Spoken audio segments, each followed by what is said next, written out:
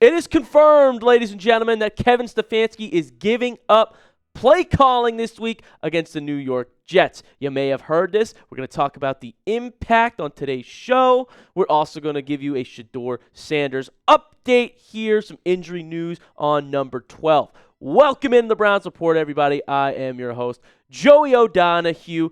And like I said, this is a massive change that the Cleveland Browns are making. Let's get right into it. Offensive coordinator Tommy Rees will call the plays against New York this Sunday in NFL Week 10. Wow, we were waiting for this to happen. A lot of people wanted Stefanski to just straight up be fired, but at the very least, it was give up the play calling. Let's see if it makes a difference. Let's see if it sparks the offense in any way, shape, or form. Your instant reaction to it, Browns fans. Are you excited that this change is taking place? Type Y for yes in the comments section. Type N for no if you don't think it's going to change much. And look, we're going to talk about if it will or won't. But just right away when you heard the news, were you excited? Give me a Y for yes. Give me an N for no. Well, this is not the first time that Kevin Stefanski has given up the play calling. In fact, he did it just last year to Ken Dorsey right before Week 8. And what happened once he gave it up? We beat the Baltimore Ravens. We nearly put up 30 with old Jameis Winston. It provided a spark, provided a change. Dorsey finished out the rest of the season. And obviously there were still some ugly games, but the offense last year, I believe, looked a little better than it has so far this year. And right when the change was made, we had a big win against our rivals. I expect a big win against the New York Jets this Sunday.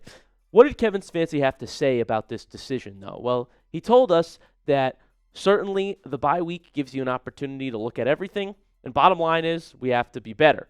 We have to be better in a lot of facets of the offensive side, and I just felt like Tommy is somebody that I believe in.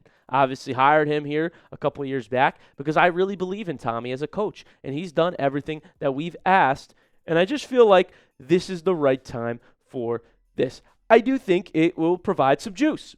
I showed you what it did last season when Stefanski gave up the reins, and now this season I expect it to happen against the team in the New York Jets that is awful this season. I mean, the lowly Jets, they're a great team to look good against. They're a great team coming off the bye to make a play calling change and inject some life into this offense that we've been subjected to watching, quite frankly. I think another thing you're going to want to look at is how it impacts the wide receiver room. This will be a good week for Jerry Jeudy, man who was held to 0 catches Sunday against the Patriots. I expect Jeudy to come alive with a new play caller. I think there's an emphasis in Cleveland right now to get him the football. And the last time this change was made, it benefited Jeudy probably more than anybody. Jeudy's stats with Stefanski calling plays are significantly, vastly different than when Ken Dorsey was the play caller for wide receiver number 1. I mean, look at this. Had nearly 1,000 yards once Dorsey took over. And that's why Jeudy was one of the receiving leaders in the NFL last year, top 6 to be exact. Also caught 3 touchdowns under Dorsey, and this is all in less games played than with Kevin Stefanski, where he played 14 games and had 523 yards in comparison. The average is higher. This will be a good week for Jerry Jeudy. Gabriel's always been a fan of him, and I think you're going to see an emphasis to get him the football. In fact, Kevin Stefanski echoed this sentiment later in his press conference, saying, he's our best wide receiver. We believe in him. We have to do a better job, and that's what we'll do. So even though Rees is going to be taking over the play calling, obviously Stefanski's still going to be overseeing it in some way, form, or fashion. And the emphasis is to feed number 3, Jerry Jeudy. Is it a breakout game? Is it coming? Is this the one we've been waiting for our wide receiver 1? Predict Jerry Jeudy's stat line against the Jets in the comments section below. Let me know down there. I'm going to go through, read what you guys think Jeudy will do today. Will it make an impact? Will it benefit him?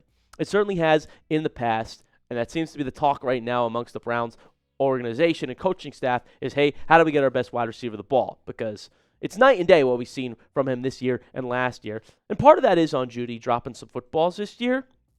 But they come together, put him in some better spots. Like Stefanski said, I expect a much bigger game against New York. Another thing that Kevin Stefanski told us is, at the end of the day, I get final say. We all know that.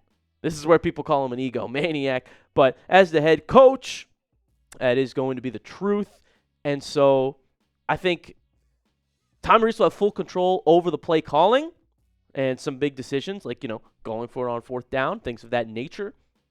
But Stefanski will still be involved, obviously. He will still be overseeing this. And so I don't think it's going to solve all of our issues, right? Like Tommy Rees being the play caller now going forward, that might help this game. Absolutely. That might help this season. I don't think that solves all our issues going forward. It's probably going to be a little bit Stefanski-esque still, with Stefanski telling us that he gets the final say and that he wants to have the final say on some of these play calls. But to my point, it's going to look a lot better this Sunday. It's going to bring some juice. Teams haven't prepped for it. And Tommy Rees, he did a good job at Notre Dame, calling plays there.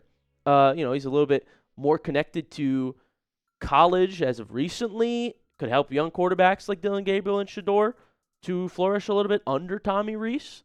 And so I think it will look better this Sunday. But like I was saying, if there is a problem with the organization, if there's a problem with our scheme on offense, well, the only way to solve it will be firing Stefanski next year. We'll see what happens. We'll get into that. We also have a Shedeur Sanders update coming up on today's show. You're not going to want to miss the backup quarterback status for Sunday and what the latest is with number 12. Before we get into Shedeur's update, super excited to tell you that this episode is brought to you by Prize Picks. The hard-hitting football action is even better with Prize Picks. The weather might be changing, but the feeling of being right never gets old. So keep the season rolling on Prize Picks by getting $50 instantly in lineups when you play your first $5. Football is in full swing now on Sundays, and I'm big into daily fantasy with Prize Picks. I'm obsessed with it because it makes all the games more entertaining. And before the Browns play, I lock in on all my players in my lineup and their player projections. Prize Picks is simple to play. Just pick more or less on at least 2 player stats. If you get your picks right, you could cash in. Follow other Prize Picks players directly on the app and copy their lineups in one click. Whether it's a friend, a celebrity partner, or just someone whose picks you like, hit the follow button and check out every lineup they create in the new feed tab on Prize Picks. That includes my lineup that has to feature Quinshon Judkins. Give me the more on 79.5 rushing yards against the lowly Jets. Also, Jackson Dart, more than half a passing touchdown against the Bears, who just gave up 40 to Joe Flacco. And finally, Bryce Young, more than half a passing touchdown. He's going to do it for me this week. That's my lineup. You can follow me if you want to try and make some money. I certainly will be. So download the app today and use code CLNS to get $50 in lineups after you play your first $5 lineup. That's code CLNS to get $50 in lineups after you play your first $5 lineup. Prize Picks. It is good to be right. All right, ladies and gentlemen, let's hop on into our Shedeur Sanders update. Number 12, we have some inkling about his status for this week. A practice update for you from head coach Kevin Stefanski himself. Obviously, Shedeur has been dealing with that quote-unquote back injury. It's what made him inactive in our last game. How does it impact him this game? Well, Kevin Stefanski says, in practice, Shedeur Sanders, he'll be limited today. So need to see how he responds. Obviously, he's pushing very hard in rehab, but need to see how he does over the next couple days. This was in response to a question about will Shedeur be quarterback 2 this week, right? Will he be active on game day? And I'm glad that the plan is that he's supposed to be active. Stefanski saying, we'll see how he progresses if he can be quarterback 2. So at least it's not like no, Bailey Zappe's our backup, we're calling him up. No.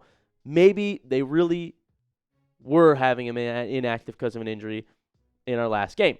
Now, Shedeur, after that game, said it wasn't his choice to be inactive and that he would be good health-wise after the bye.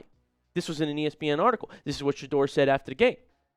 So, doesn't seem like it's a serious back injury that much at all. As I said, the rehab's going great, and he was out there practicing in a limited fashion.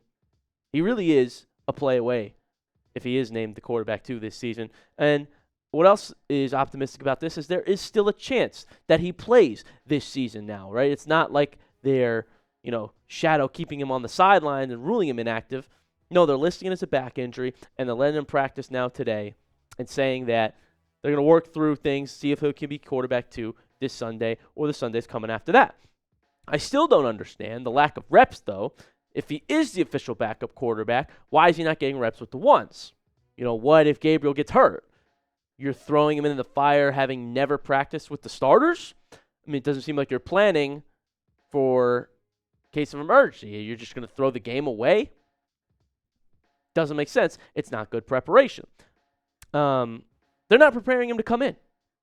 Simple as that. I imagine when it is his turn, though, to be the starter, they're going to fully wipe their game plan. They're going to say, all right, now Shedeur completely gets all the reps with the ones, just like they're doing with Gabriel. That should be their mentality. Maybe they're really trying to go with Gabriel here and then turn to Sanders.